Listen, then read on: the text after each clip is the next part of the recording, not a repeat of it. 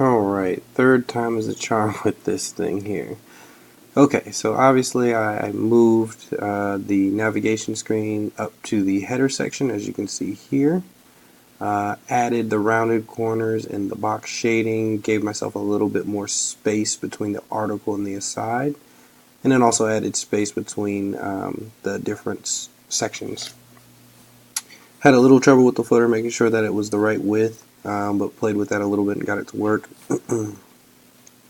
As you can see here, as you adjust the screen size, it does drop into that format where when you scroll down, the About This page, About This site is below the actual content, so it does jump there.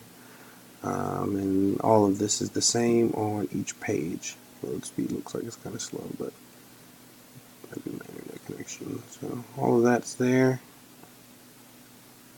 I should jump back out, show you my code.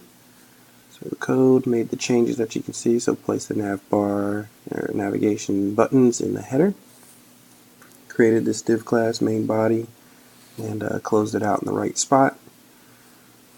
And then you can see I added the CSS code.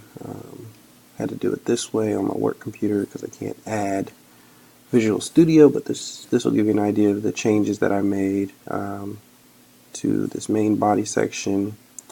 Some of the widths ended up being a little different than the walkthrough, but that was just to make sure everything lined up correctly.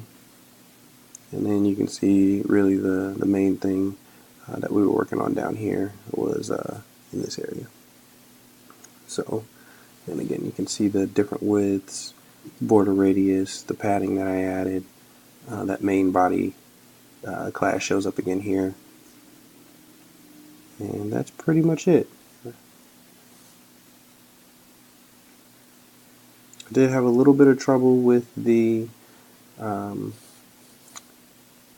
phone emulator.